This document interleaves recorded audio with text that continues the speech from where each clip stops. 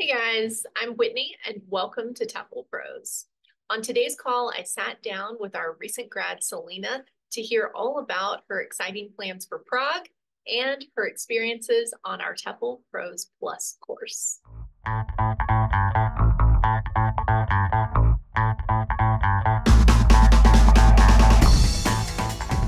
Hey Selena, Hi.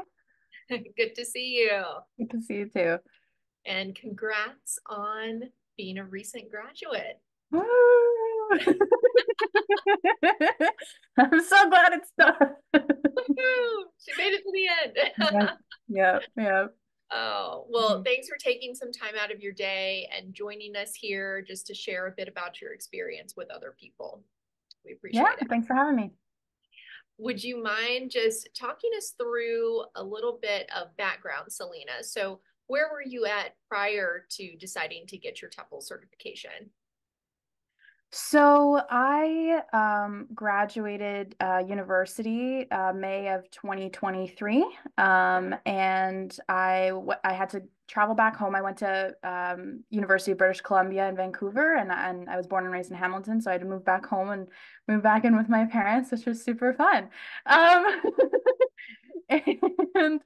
and I started looking for work. I did a degree in French language and literature.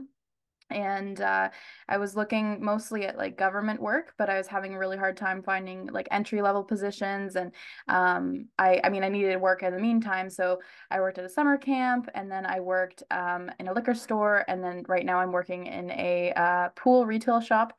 So we sell like pool supplies and chemicals and all that stuff. And about, I want to say 7 months ago, I started looking into traveling to another country. And one of the things that you could do for work for that is to teach English. And so, in about around January, I started looking at different TEFL programs and trying to figure out which ones I thought were worth it, I guess. There was a lot of there's a lot of different ones out there. There's so many, and not all very, very varying price points as well. And the original ones that I was looking at were much cheaper than this one. But I was worried about it because you get what you pay for, right? So like I was kind of like, well, do I really want to spend $300 on this course and then find out after that it wasn't actually what I needed or it doesn't actually help me get a job? Or would I rather like spend the $2,000 and actually be able to get hired? So that's kind of like what happened with that. And I looked up an article of like which were the best TEFL programs, and TEFL Pros was on that list. So I reached out to a couple of the ones on the list there, and I think yours is the only one that reached out for like a formal like Zoom meeting, and me and you met for like an hour or something like that, and we talked about the program and everything that it would entail, and all the things that would like what I would be doing in the course and all of that, and um, it was kind of, I don't know, I felt like this program was the best fit for me, so that's why I chose this one. Yeah, thanks for walking us through that, Selena. I think that process of just starting your search and finding out, oh my gosh, there's like from A to Z, so many different options out there. How do I make sense of it? Can be really overwhelming for most people. Mhm. Because a lot of folks don't necessarily grow up even knowing that teaching English abroad is a thing that people do, Mhm. you know? Mhm. So Yeah. it's like, oh, I discovered this new career path and the certification process is something brand new to discover and research as well. Um, I know that you've got a heavy language background. You just Yes. shared that you majored in French language, and so you've done a lot of language studies yourself. Were there any key elements, Selena, that you were like, I definitely want this on a teacher training course that's going to teach me how to teach a language? That's a good question. The answer is also interesting. What were some things that I would have wanted from my, sorry, so like what did I see modeled that I wanted to take into my teaching or that what I wanted to be taught in a school? I think that well, either would be interesting for folks, but I just know that a lot of people who are getting into this industry, Selena, don't have as extensive of a language learning background as you Mm, do. hmm So I'm sorry to go off script here a little No, bit, but it's all good. I'm just it's trying to like, figure out the best way to answer the question. yeah, like Um, I wonder what was kind of top in your mind of things that you were looking for as hmm, you were doing all of that research, which as we both said, it can be a little overwhelming. yeah, Um, for but you sure. were probably well positioned to be a better judge Yeah. given your own learning experience. Um, So, sorry, can I just preface something really quickly? Sorry. Absolutely. I didn't mention it before because I didn't feel it necessary at the time. Before I decided to do a French degree, I was actually in another program, as you know, Whitney. I was in a Romance language program, so I was learning French, Spanish, Portuguese, Latin, and Italian for the first 2 years of my university education. And then COVID hit, and I had some personal stuff going on, and it became too much to continue with. So I chose French instead as an easier pathway forward. And so I just wanted to say that because I want to make it clear, like I've been in a lot of language classes where I was a beginner language learner. I think like in Canada, you learn French in elementary school, even if it's not to a high ability, at least you've been exposed to the language a little bit. So it is a little different than actually stepping into a language classroom for the very first time. Um, and being kind of terrifying of a language. It's I think the most important parts of the course were the speaking sections. When you learn when you learn language on your own at home, when you have a textbook at home, when you have podcasts and videos that you're learning from at home, it's a very different experience than being in a classroom and like speaking the language with other people.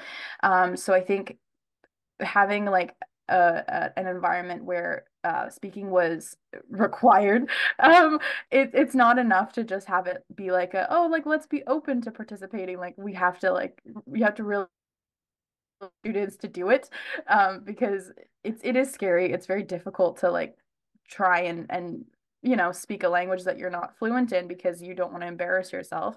Um, and I think the classes that I found the most valuable, even if they were the ones I maybe didn't love the most, were the ones where they forced us to participate verbally the most.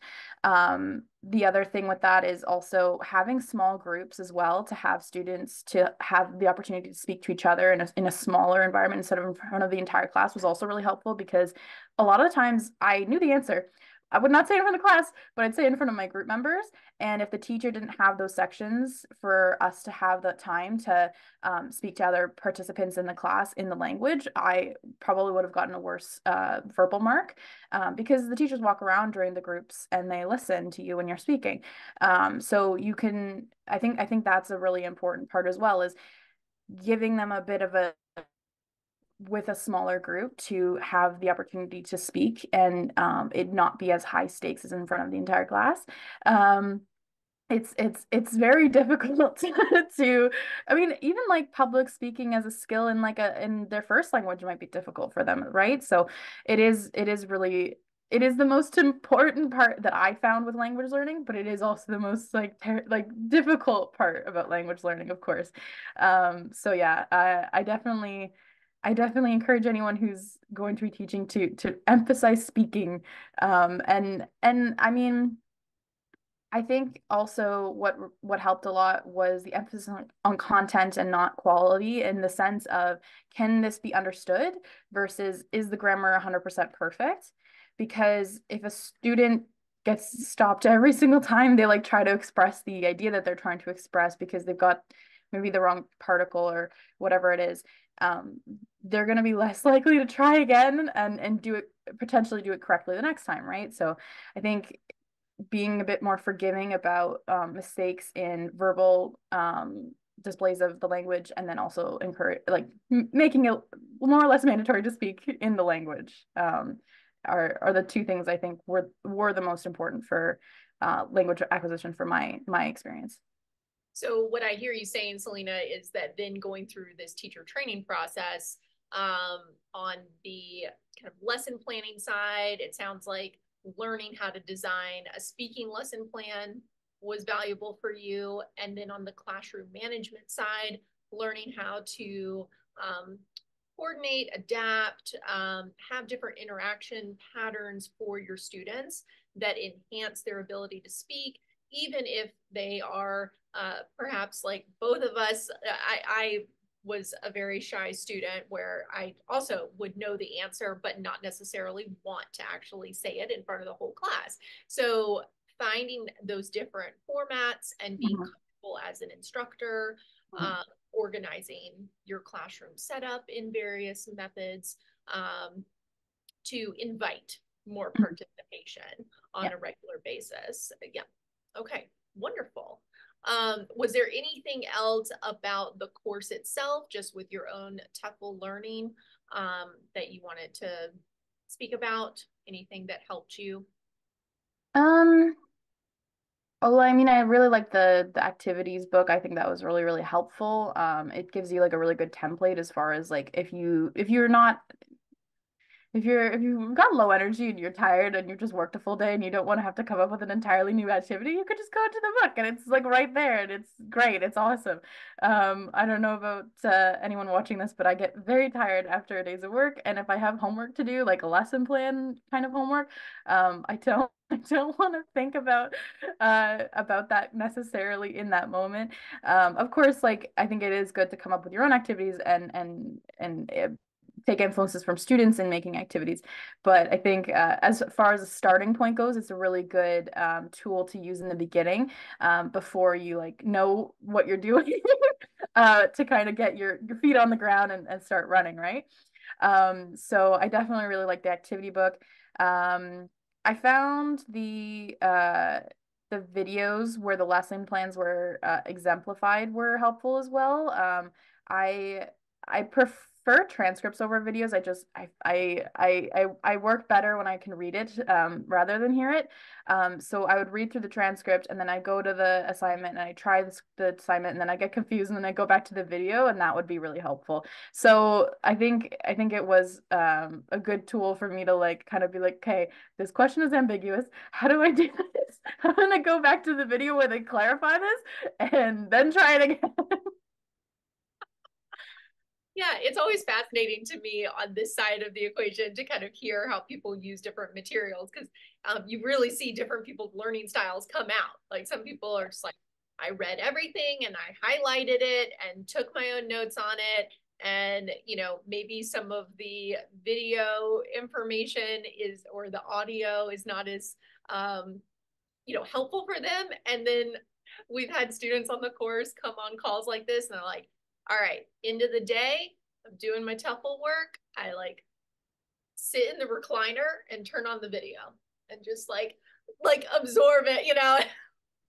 Oh, sleep. But I love that for people. Love that for people. Um, I wish I could just listen to something and have it sink in. I've got to like see it, listen, take notes, like yeah, yeah, do yeah. it all. Yeah. Oh, well, one last thing, Selena, that we ask everyone on these calls is just, do you have any advice for someone out there who might be in a position like you were in 6 months, 9 months, 12 months ago? What would you say to that person?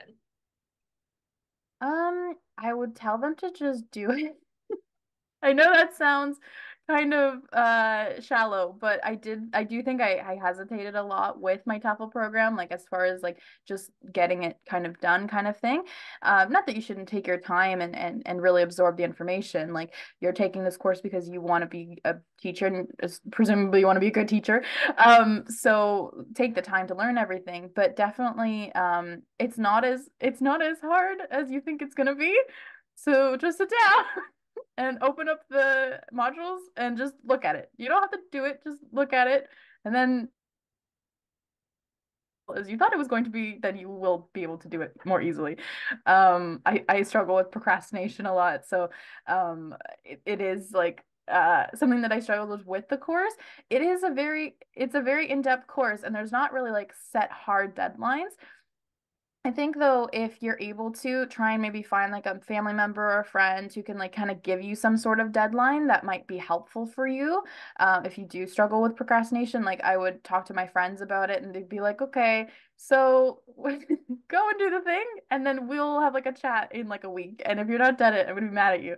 So like not to put stress on yourself unnecessarily, but like if you struggle with soft deadlines, try and figure out a support system that will help you get it done faster. Um, Another thing is mm, remember that you don't have to submit the assignments as a fully formed like thing right away. Like you can do the assignment and then wait a week and then go back and edit it if you like hate the work that you've done. Because sometimes I do it as like one of the module assignments and I'm like, this is not good. I don't like and then I would put it down for like a week or two, and then I'd go, and then when I went back to submit everything, I edited it all then. And when I went back and looked at it, I'm like, oh no, this is great. Why was I worried about this? This is fine. I had to like tweak a few things here and there and edit a couple things, but overall, the assignment was actually pretty well done. So it was like, you might just be psyching yourself out. Remember that you have time to do the assignments and like go back and look at them again. You don't have to finish it in its complete entirety before you go to the next one. Just do a rough outline of what you think you want to do for the lesson plan. If you want to go in more detail, of course. But like if you are struggling with a question, answer it to the best of your ability. It doesn't have to be perfect. You can go back and change it. Trying to think if there's anything else. And Um, I just say one thing, Selena, you bring up a very good point with that. Do you think that you're better able to answer things the deeper into the course you get? mm, I think it starts to make a lot more sense as far as like formatting goes. Like, I don't know, people doing this course come from different backgrounds, right? So it depends like what they're used to. Um, I mean I've said this in the weekly meetings before, but it does feel very much like studying for an exam, like making a study sheet, except there's more games and and it's a bit more structured. So if you learn the structure of like an essay, then you don't really need to learn how to make another essay. You just need to input where the structure goes. And it's very similar with the lesson plans. Like, yes, the lesson plans sometimes go in different orders, or they have different names, or they have different sections depending on which lesson it is, writing, reading, like comprehension and all that stuff. Uh, but once you learn the general structure of the lesson plan, like the warm up and then the first activity, second activity, third activity, like it is much more easier as you go along in the course as far as knowing what it's supposed to look like, as far as a lesson plan goes. So yeah. Well, thank you so much, Selena. We appreciate it. Yeah, thanks for helping me along this journey and helping me out with figuring all of this out. I really appreciate that you took the time to like do that meeting with me in the beginning. It was really helpful as far as answering all the questions that I had and making me feel more comforted, I guess, about making the decision to start the course. So thank you for that as well. And and before we leave each other here, do you do you mind sharing with folks where you are headed in just a Uh, minute? I know it's crazy. In about four weeks, I leave to go to Prague in Czech Republic, and I'm gonna be teaching English there, and I'm really excited. I already have my plane ticket booked. I have pretty much all my documents are ready to go. And I just got to finish packing and say my goodbyes to my folks here and then get going. I'm so excited to go. So excited. It's also terrifying, but I think that's a good thing. So yeah, I'm ready to go.